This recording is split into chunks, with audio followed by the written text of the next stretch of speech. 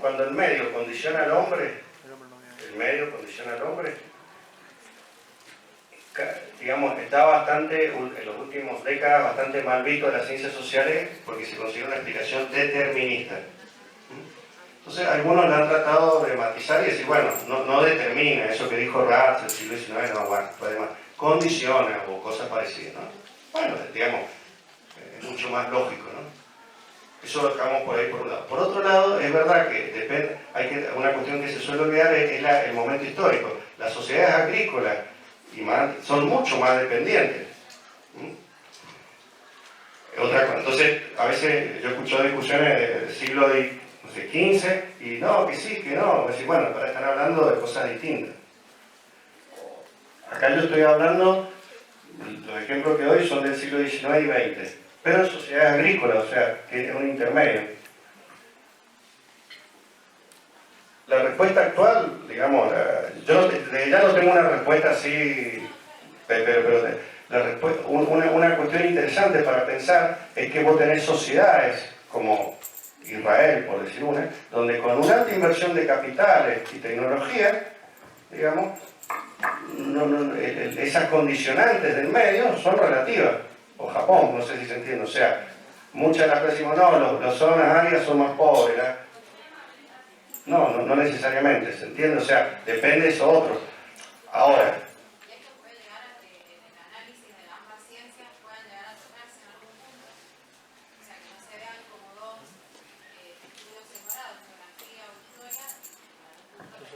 bueno, esa es una de mis grandes ambiciones, no sé, ojalá, yo no puedo decir si ojalá se produzca o cada vez se produzca más. Después que hay una cuestión, que está en la diapositiva esa aburrida, que yo intenté decir, que muchas de las respuestas, consciente o inconscientemente, las decimos en el lugar que ocupamos. O sea, si yo estudié 10 años geología, y después de pronto me dicen que no, la minería, lo que voy a atender es decir, no, vos estás equivocado. Si yo estudié sociología o ciencias sociales, y después me dicen que todo es natural, no, ¿se entiende? Y lo mismo al revés. O sea, entonces, digamos, ahí hay una cuestión que hay que ver. Personalmente, yo ahora hablo como Facundo, digamos, sin duda, creo, incluso eso en los estudios de este tipo, se ha pasado desde el año 90, te diría, así a gran escala, de los años 90, 2000 y pico, donde el giro, algunos le llaman el giro hermenéutico, el giro lingüístico, que significa, hablando en criollo, que todas las explicaciones sobre las ciencias sociales venían de un constructivismo, o bastante apoyada en una visión antropológica cultural de la cuestión, o sea, el medio poco importa, la materialidad, digamos, poco importa, es todo una cuestión construida.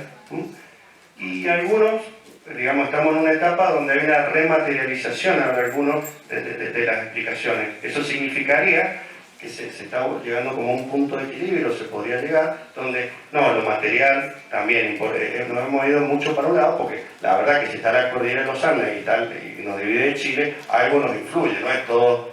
Y si estamos en Israel, es verdad que estamos bien, pero si estuviéramos al otro lado, estaríamos mejor aún. O sea, hay como una revisión dentro de las ciencias sociales de esa materialidad. El autor no sé si eso te responde más o menos. Bueno, cierro con esto de la sequía.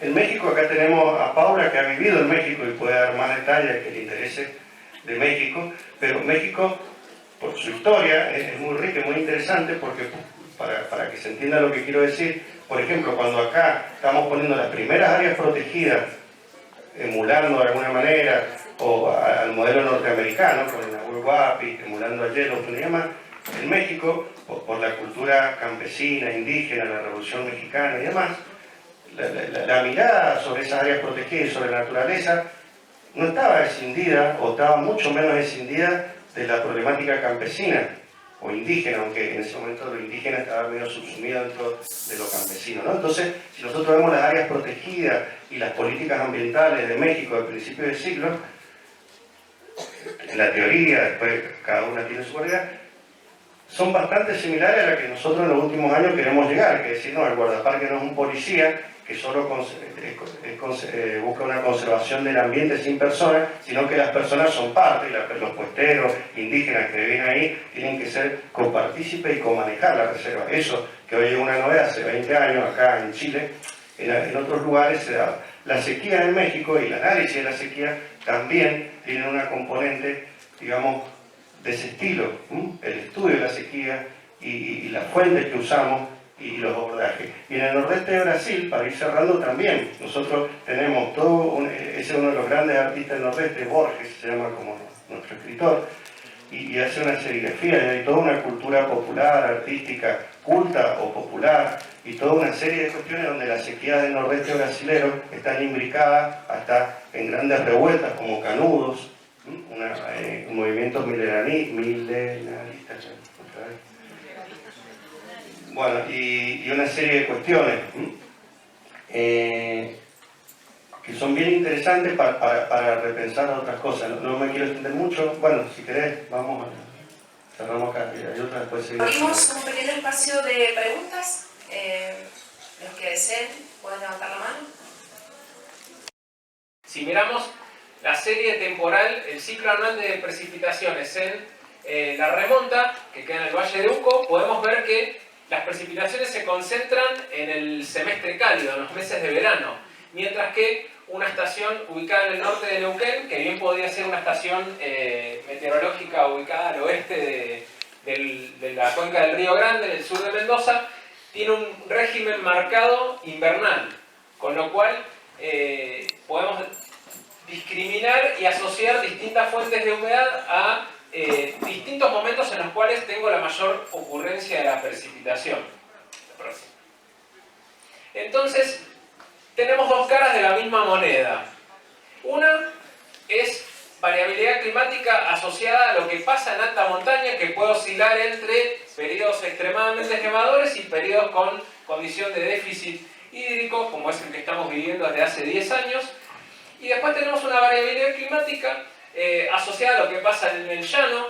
Esa foto bien podría ser Buenos Aires o Santa Fe, pero es la ciudad de Mendoza, una inundación que ocurrió hace 2 años. Así que voy a analizar por separado estas dos aristas distintas de la variabilidad climática en la provincia y ver qué nos depara el futuro. Entonces, para estudiar la variabilidad climática en alta montaña, estudios previos lo que hicieron fue relacionar las precipitaciones a nivel regional y ver qué área de influencia tenían estas precipitaciones. Entonces, si miramos esto que sería la región de los Andes centrales, vemos que las precipitaciones en Chile central se llevan muy bien entre sí y con lo que pasa en el oeste de la provincia. Así que hay un área de influencia de lo que sería la fuente asociada a la influencia del Océano Pacífico en nuestra región. Y esto se ve evidenciado no solo en cuanto a las precipitaciones líquidas, sino en cuanto a las precipitaciones sólidas, si comparamos las series temporales de acumulados de nieve, de caudales de los ríos y de precipitaciones. Si miramos desde 1950 en adelante, un trabajo de Mariano Maciocas, podemos ver que las tres series de tiempo se parecen bastante, se llevan bastante bien entre sí. Con lo cual, uno podría decir que cuando llueve en Chile central, eso impacta directamente registrando nevadas en alta montaña que, por lo general, con un desfasaje temporal asociado a que la nieve esa luego se va a derretir y va a impactar en el caudal de los ríos, podemos combinar este combo y decir que con el estudio de los caudales de los ríos uno puede comprender la variabilidad climática del oeste de la provincia, dado que va a servir como proxy, como elemento indirecto de lo que le pasa a la nieve en alta montaña. Siguiente. Entonces, como para mostrarles dónde estamos parados, analicemos la variabilidad de los caudales de la región de Cuyo entre los años 1971 y 2018. Estas series de caudales están estandarizadas, con lo cual del 0 para arriba, valores positivos, exceso en los caudales, del 0 para abajo, valores negativos, déficit en los caudales. Fíjense que lo más destacable que aparece en esta serie temporal, bueno, muchísima variabilidad año a año, pero este periodo marcado que comenzó en el año 2010 y continúa hasta ahora, con una condición de sequía que ha tenido características extremas en distintas cuencas de la región.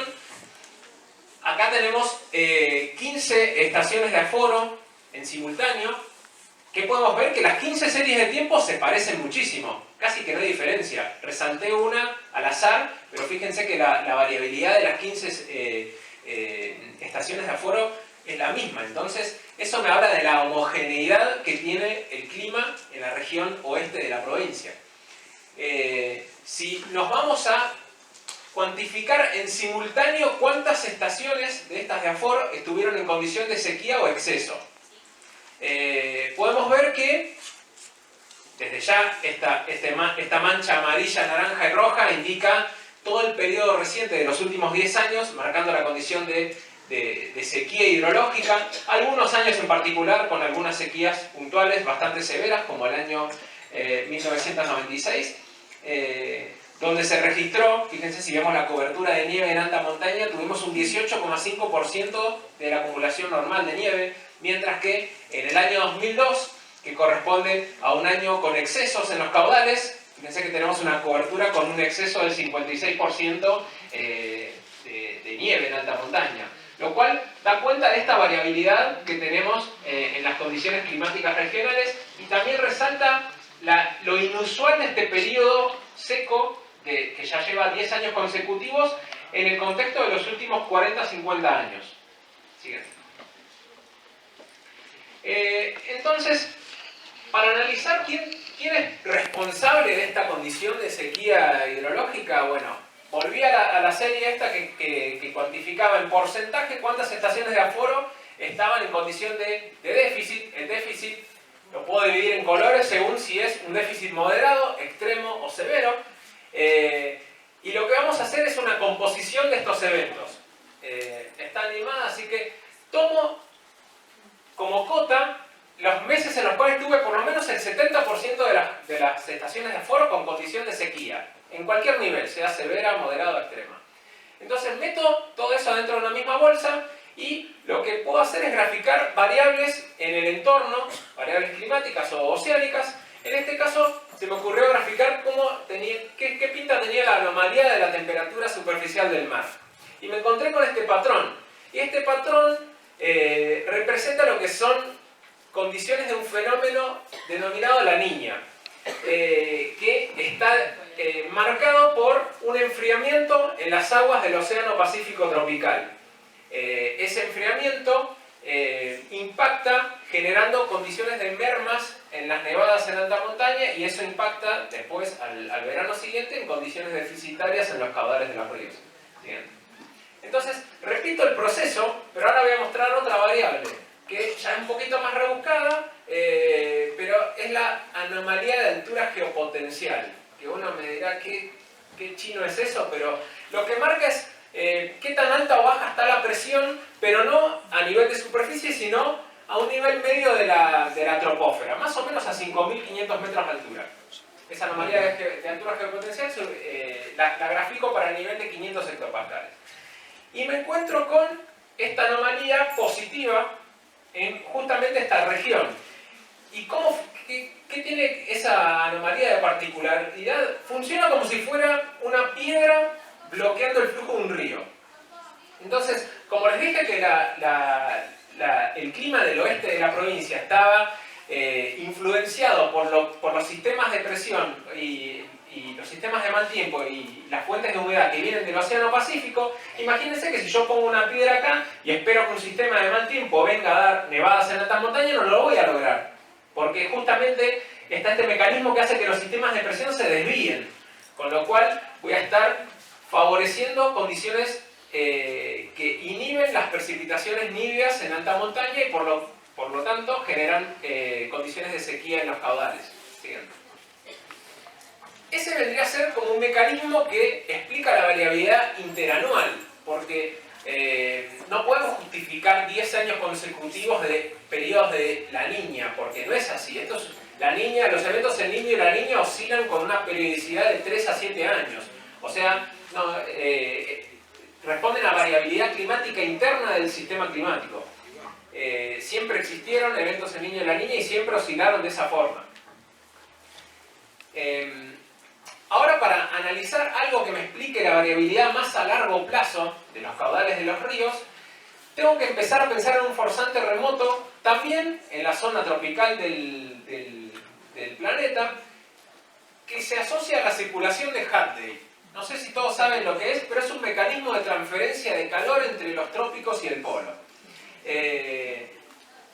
Más o menos tiene su zona de ascenso en lo que sería la zona tropical, aproximadamente en la latitud del Ecuador, y tiene ese ascenso, teniendo en cuenta que en la zona tropical recibimos el máximo de radiación solar y tenemos bastante humedad disponible, podemos capitalizar este exceso de humedad, compensar este ascenso y este traslado de aire.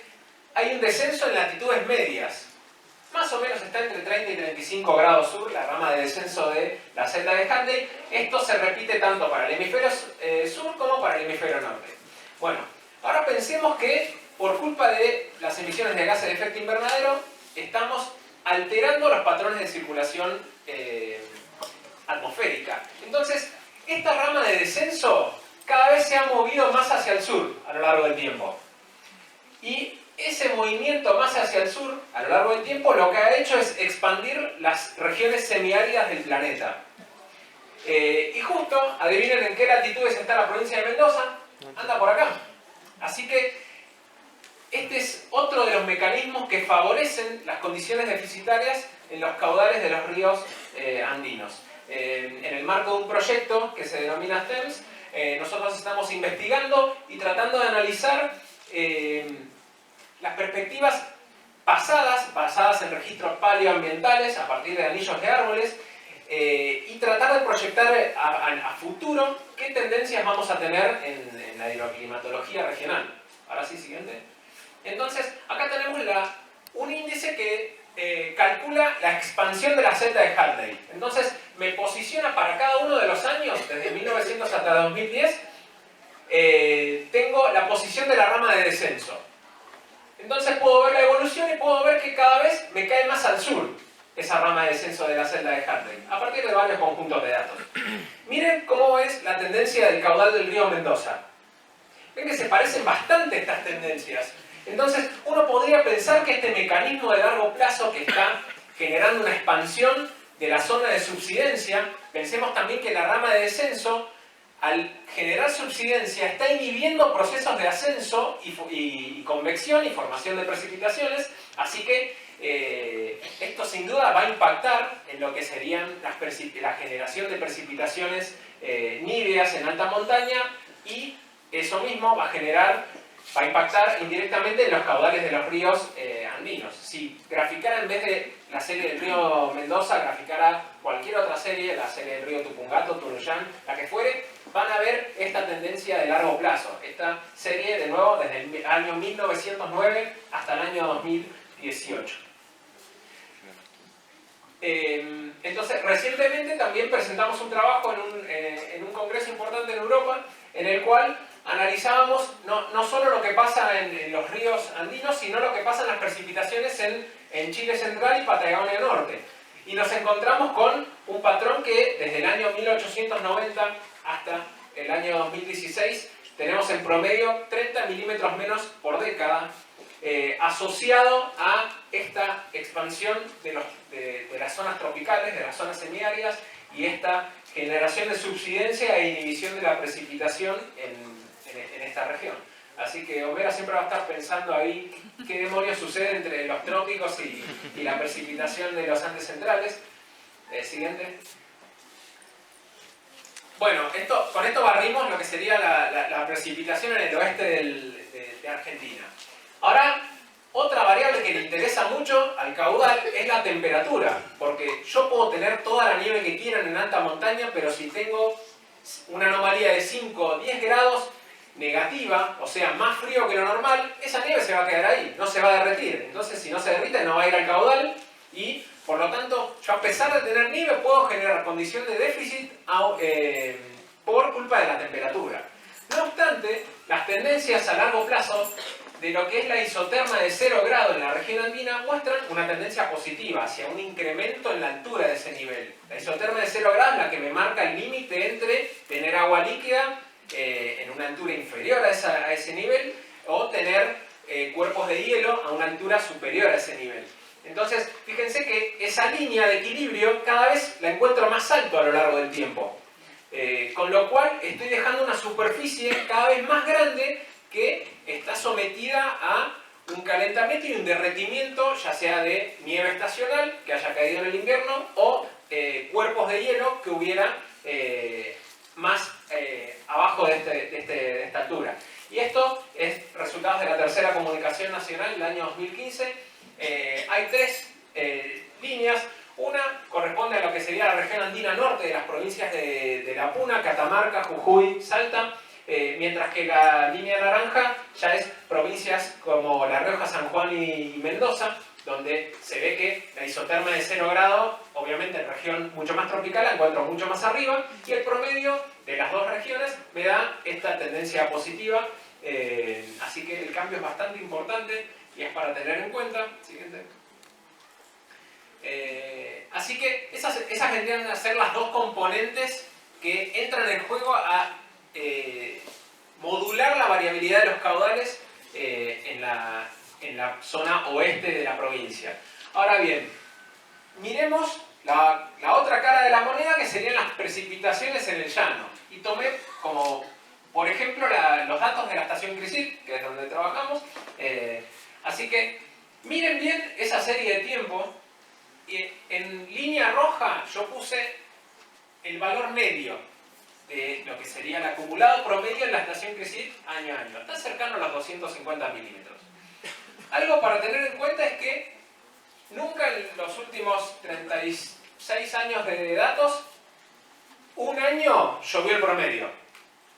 Entonces, eso es un dato a tener en cuenta, porque uno siempre está pensando qué tan lejos estoy del promedio o siempre estoy pensando en un dato asociado al promedio de precipitaciones, y justamente esa es una variable que no existe desde el punto de vista meteorológico, porque la probabilidad de tener un año meteorológico medio en términos de precipitaciones en una región semiárida y con variabilidad interanual como Mendoza es 0. Así que propongo expandir el universo y tratar de que saquemos de nuestra mente el valor promedio, porque es un valor que en líneas generales no dice nada. ¿Quieren describir el clima de Mendoza? Las precipitaciones oscilan entre 100 y 400 milímetros. Esa segura va a ser una forma de describirlo más certera que mencionar un valor promedio que no existe. Bien, entonces tomé, ni que hablar, el ciclo anual, la distribución de precipitaciones en el ciclo anual de precipitaciones en Mendoza. En promedio, obviamente, el mes más lluvioso es febrero, y tenemos que los meses más lluviosos corresponden a la estación cálida. No obstante, miren esta variabilidad. Año a año, ya acá puse los 36 años de datos, los regoleé ahí, y fíjense que hubo un febrero que me llovieron casi 140 milímetros, y hubo un febrero que me llovieron 0. Entonces, ¿cómo hacemos para gestionar el agua en una región en la cual tenemos esta fluctuación climática tan marcada? Entonces, tomé un documento de Vitali del año 41 que describió que, en promedio, en el periodo 1913-1927, en Mendoza se registraban 194 milímetros. Tomo el promedio reciente, 1983-2018, y tenemos 244 milímetros. Eso da un incremento aproximado de 25% en los últimos 80 años. Así que tenemos un cambio positivo en las precipitaciones medias anuales. Ahora bien, veamos la variabilidad, que era lo que quería marcarles. Y miremos los años 2002 y 2003. Por acá tenemos el año 2002 y por acá tenemos el año 2003.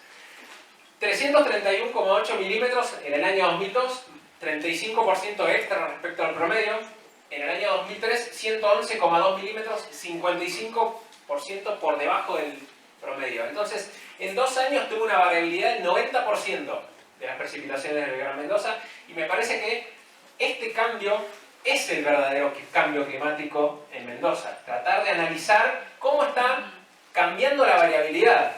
Porque el valor medio, 25% en 80 años, no deja de ser un valor importante, pero en milimetraje no es demasiado. Por ahí sí para una región semiárida, pero acá es cuando tengo problemas. Porque acá es cuando me sobra agua y tengo inundaciones, y acá es cuando me falta y tengo sequía. Entonces, ahí es cuando tenemos que plantear los problemas. Siguiente.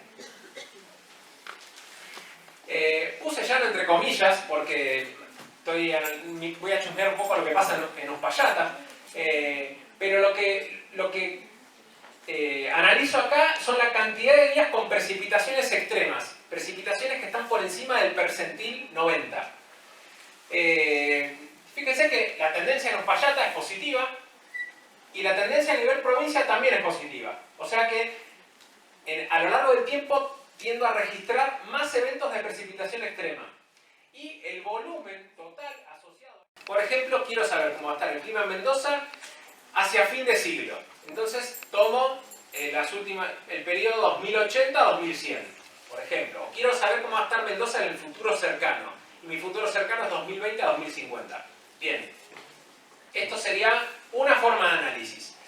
Y después surgió otra que sería proyectar considerando un umbral de incremento en el valor de la temperatura media global. Por ejemplo, ¿qué le va a pasar a Mendoza si a nivel global incrementamos 2 grados la temperatura?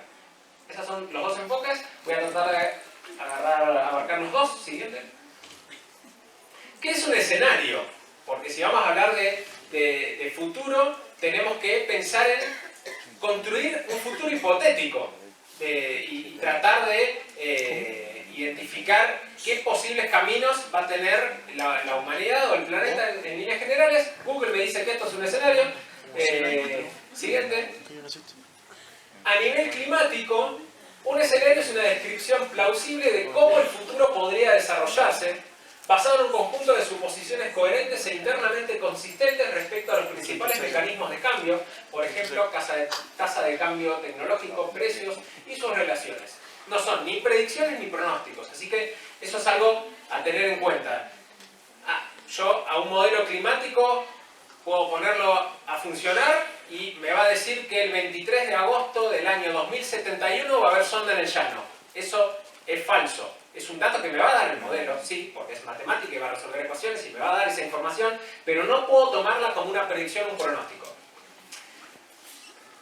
Bueno, lo que se suele utilizar para ver cómo va a ser el futuro a nivel climático son estos RCPs, Representative Concentration Pathway, o vías de concentración representativas, que son escenarios que incluyen series temporales de emisiones y concentraciones de gases de efecto invernadero, aerosoles, uso y coberturas de suelos.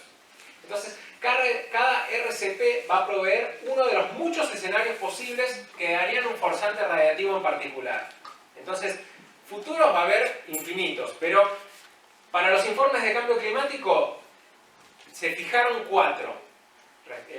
Esto en el último informe de cambio climático en el año 2013, el año 2021 va a salir el próximo y van a fijar los mismos. Pero tenemos un RCP 2,6. El número está asociado al forzante radiativo generado por las emisiones de gases de efecto invernadero al año 2100. O sea que la cosa va empeorando a medida que este número crece. El RCP 2,6 sería el futuro más optimista. Y eso implicaría seguir al pie de la letra el Acuerdo de París. Ya Estados Unidos pegó el portazo, así que este futuro se está complicando. No obstante es una posibilidad. Después tenemos estos dos futuros, el RCP 4, 5 y 6, que vendrán a ser escenarios intermedios en los que existen medidas de mitigación moderadas. Como por ejemplo decir, bueno, el bloque europeo va a tomar, se va a cargar la mochila de Estados Unidos y va a decir, bueno, nosotros vamos a ayudar a que el resto de los países del planeta mitigue esta concentración de gases de efecto invernadero cambiando matrices energéticas o lo que sea que tengan que hacer, y de algún modo va a proveer un cambio que no seguirá al pie de la letra del Acuerdo de París, pero que no sea catastrófico. Y después el RCP 8,5 sería un sigamos como venimos. Business as usual, que se suele leer también, es sigamos con la tendencia actual de contaminación, de consumo, etc. Y el planeta verá qué hace. Siguiente. Entonces, si lo vemos en cuanto a emisiones de combustibles fósiles, bueno, los escenarios más buenos claramente van a tender a tener un pico en el futuro, un futuro próximo, un futuro cercano, y después una desaceleración en cuanto a concentraciones o en cuanto a emisiones de gases de efecto invernadero. La clave acá es el dióxido de carbono, así que mientras más antes tomemos las medidas, vamos a tener un mejor futuro. Mientras más tardemos en darnos cuenta que hay que hacer cambios ya, vamos a tener un peor futuro. Ni que hablar si no hago nada, me cruzo de brazos. Y si nos vamos a concentraciones de gases de dióxido de carbono, de nuevo, ya estamos superando las 400 partes por millón, bueno, démosle para adelante y veamos qué pasa. Aún haciendo todos los cambios tecnológicos, apagando todas las fábricas ahora así, van a seguir aumentando las concentraciones de dióxido de carbono, se van a estabilizar y van a tender a disminuir. Pero obviamente eso va a suceder más rápido y más eficazmente mientras más rápido actuemos nosotros. Después van a haber escenarios, obviamente, no muy buenos, y el escenario, este RCP de forzante 8,5 va a ser la catástrofe absoluta. Y de nuevo, 400 partes por millones, dije. Vamos a la siguiente.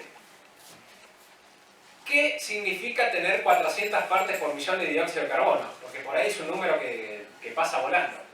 Bien. Veamos qué dicen los testigos de hielo que permiten reconstruir el clima del pasado. Imagínense que yo taladro un glaciar, saco un cilindro de hielo y puedo discriminar años de acumulación de nieve que posteriormente se convirtieron en hielo. ¿Bien?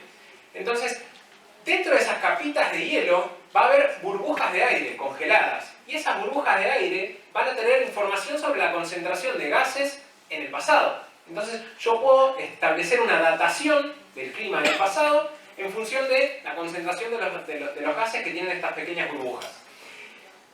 Un testigo de hielo permitió reconstruir la concentración de dióxido de carbono en los últimos 800.000 años, que es lo que les estoy mostrando en esta gráfica, 800.000 años antes del presente hacia tiempo actual.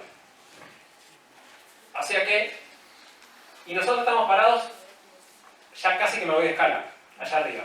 Entonces, eso es lo inusual de las 400 partes por millones, que estamos viviendo un presente o un clima o una concentración de gases de efecto invernadero en el planeta que el planeta no tiene conocimiento en los últimos 800.000 años. Y créanme que estos son datos basados en el quinto informe del IPCC. Los datos del sexto informe del IPCC van a ser peores. Y este dato es de 2 de junio, una medición que ya está cercana a las 414 partes por millón y no tiene pinta de revertirse esa tendencia. Así que qué tan inusual es el contexto. Si recordamos la diapositiva anterior, el peor escenario marcaba casi 900 partes por millón. Así que imagínense el planeta que estaríamos viviendo. Siguiente.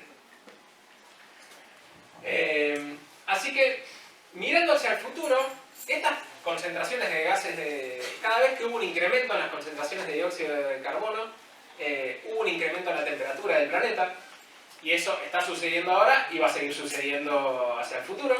Y con lo cual miremos qué va a pasar con la temperatura invernal. Centrémonos en este panel, colores cálidos que indican incremento en la temperatura, no hay otra chance. Escenario, uno de los moderados, el RCP45, un futuro moderado, y de nuevo, incrementos en la temperatura por encima de los 3 grados en la región cordillerana, en invierno. Entonces, ahora superpongamos lo que pasaba a la temperatura con lo que puede pasar en cuanto a precipitaciones. Y para analizar las precipitaciones a futuro, me voy a agarrar de lo que está proyectado para la circulación de Hadley. Entonces, de nuevo, es un escenario moderado para un futuro cercano, 2016-2035. Y lo que muestra esto es que cada uno de estos puntitos son resultados a partir de distintos modelos de simulación climática. Lo que muestra es que para el hemisferio sur va a haber un desplazamiento hacia el sur, o sea, va a continuar la tendencia a una expansión de esa celda de Hadley y el área de subsidencia se va cada vez más al sur. Para el hemisferio norte, lo mismo, se va a seguir expandiendo esta zona tropical. Así que voy a seguir con ese déficit de precipitaciones en alta montaña.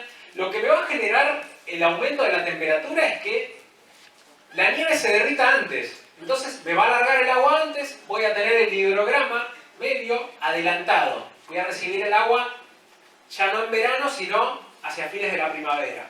Mientras que la subsidencia esta, asociada a este modo de variabilidad, va a seguir generando una merma en los caudales. Así que voy a tener menos agua disponible, pero a su vez ya no veas, el tiempo se me va a correr, a partir del cual yo recibo ese aporte de agua.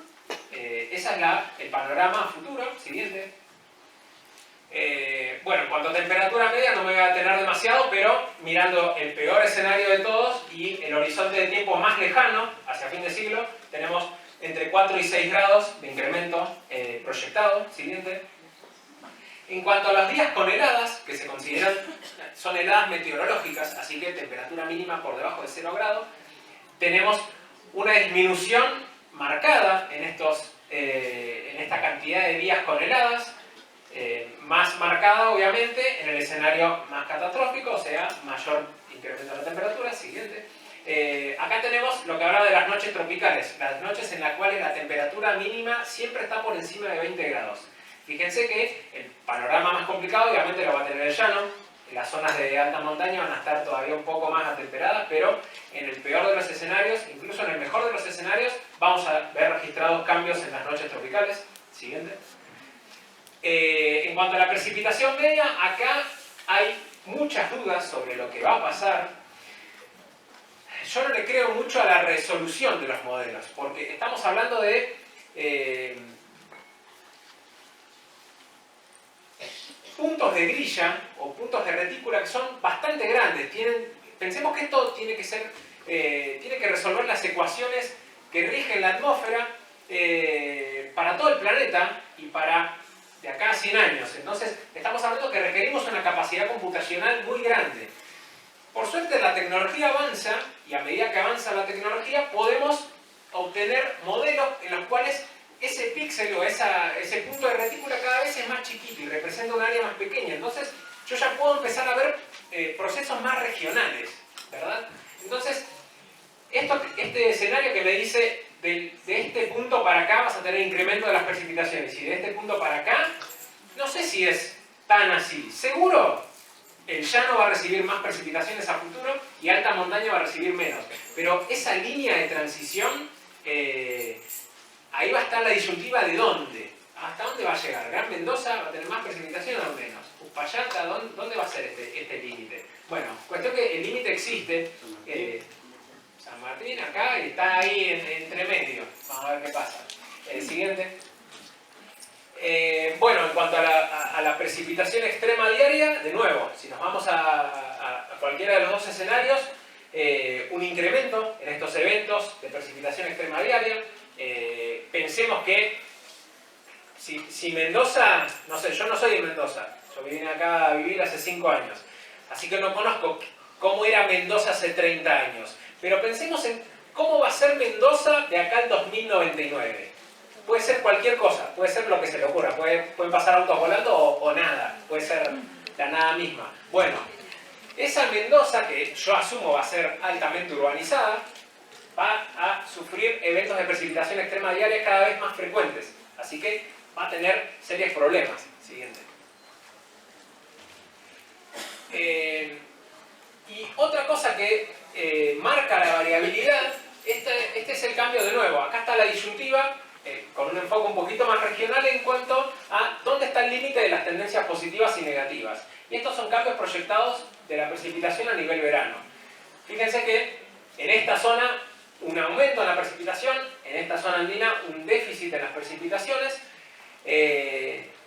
Y si yo tengo en cuenta que la mayoría de los eventos El Niño y La Niña me explica la variabilidad de las precipitaciones, analicemos qué le pasaría a los futuros El Niño o a los futuros La Niña.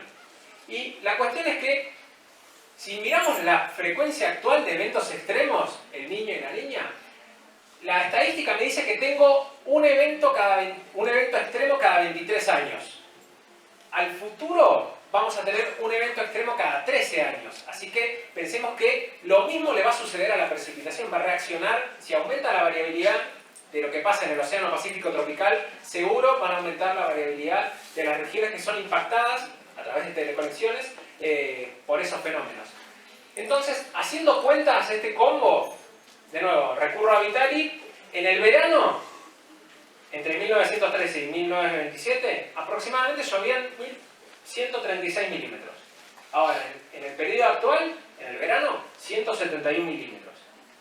En el periodo 2075-2100, tomando esta proyección, van a llover 261 milímetros.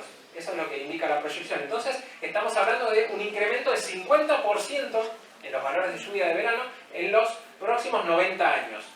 Si a eso le sumamos un incremento en la variabilidad, no sabemos qué puede llegar a pasar. Así que dependerá de nosotros qué futuro tendrá el clima en nuestra región. Y para finalizar, me parece que viene la última. Ah, no, faltan dos más. Bueno, entonces yo les conté una de las caras de la moneda, que es clavar un periodo fijo en el futuro y ver qué va a pasar en una región particular. Bueno, ahora miremos qué pasaría si el planeta aumenta 2 grados. Parece caprichoso. Son 2 grados respecto al promedio del periodo 1850-1900, que se considera periodo preindustrial. ¿Qué pasará si aumenta el planeta 2 grados? Bueno, pérdida del 16% de las especies vegetales del planeta, 10 millones de personas desplazadas por aumento en el nivel del mar, océano ártico sin hielo al menos una vez cada 10 años. Todos vemos la imagen del oso famélico escarbando la basura. Bueno, ni esperemos que va a ser en este futuro. Pérdida del 18% de los insectos del mundo, 5% de las aves y 8% de los vertebrados. 420 millones de personas expuestas a olas de calor extremas y más del 99% de los corales del mundo con daños asociados a que el océano a mayor cantidad de dióxido de carbono se va acidificando, así que se vuelve más ácido y eso destruye el coral. Casi todos estos indicadores se reducen a la mitad si yo logro que el planeta solamente se caliente 1,5 grados. Entonces, por eso es que los gobiernos firman el Acuerdo de París y se ponen una meta tan optimista y de decir, bueno, limitemos el calentamiento global a 1,5 grados. Siguiente. Pareciera que estamos lejísimos de ese 1,5 grados, no obstante, esta es la variabilidad observada en los últimos 50, 60 años. Ya superé el valor de 1,5 grados en algún momento de la historia del planeta, que eso se dio en el último evento del Niño, entre los años 2015 y 2016, así que ya tengo un antecedente de cómo puede ser la cosa. Esta línea roja sería la tendencia asociada a la contribución antropogénica del calentamiento global, y la línea de puntos marcaría qué pasaría si seguimos como venimos hasta ahora. Tendencia hacia una disminución de los acumulados de nieve, superpuesta a un incremento en la temperatura, que eso lo vimos con la isotermia de 0 grados. Las precipitaciones en el llano presentarían una tendencia positiva, en particular asociada a la ocurrencia de eventos extremos de precipitación. Las proyecciones asociadas a cambios en la temperatura muestran incrementos de hasta 4 grados para fin de siglo.